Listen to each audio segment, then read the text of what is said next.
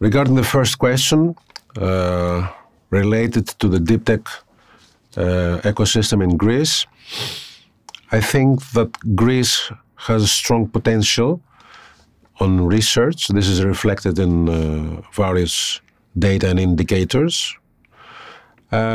This potential is not reflected or is not valorized, let's say, into innovation. And I think there are many possibilities for the Greek ecosystem to evolve. We have seen signs through the policy initiatives we have taken of things changing. For example, Thessaloniki, not the capital of Greece, is now in the focus of big companies. Pfizer, Cisco, and a lot of other companies have established places there and attracted a lot of talent. So, yes, I do think there are a lot of potential there. Challenges. Yeah, there are many challenges. Bureaucracy is a challenge in Europe and in Greece. But still we have also a lot of opportunities because the climate, I would say, the culture, I think, better, is changing. It was not something that you could discuss about entrepreneurship. It was not something you could discuss in universities. Some years, a lot of years probably, but since the last, let's say, 7-10 years, the culture has been changing and entrepreneurship has become, the mindset of entrepreneurship has become getting into the university, into the education system. So yes, I think there's a lot of potential there. I don't know how experiences from Greece can benefit and inspire other countries. I assume that events like this that foster inter-regional cooperation can be a way to, let's say, cultivate our experiences. And I think this is the only way for Greece to benefit through the exchange of experiences.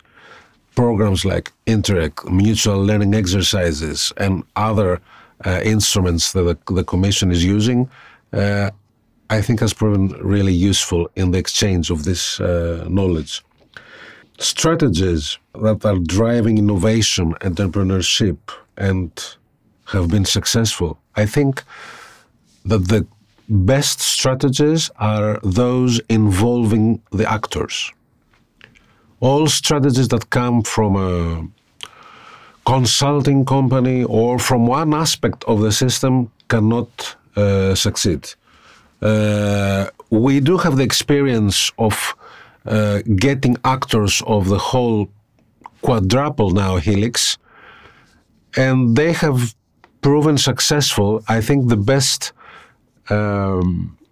feedback I had was that after a discussion with this, in a group of this quadruple helix, one told me that I didn't find my proposal in what you have concluded in the final report, but I really liked the process and I will come back again and discuss with you.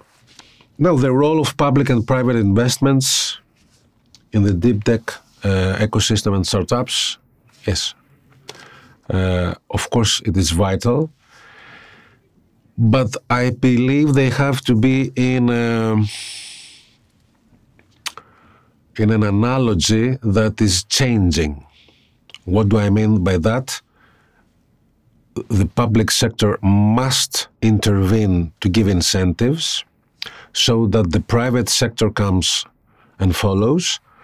But as the time goes by, I think the public has to step off and the private sector has to come in 100%. This is, I believe, what we're missing in Europe. Even the venture capitals established in Greece with the help of European Investment Fund are not that risky. Although they have lowered the risk, are not that risky as American, US funds. So, yes, these public-private investments are vital, but they have to change as time goes by. The role of EU, important, but it was mentioned in today's meeting. Not only regulate, act also. And I understand it is difficult to have so many member states and associated countries and act quickly, but I think this is something that has to be done. The world is changing rapidly and we're lagging behind, and I'm skeptic about the future. But I want to be optimistic.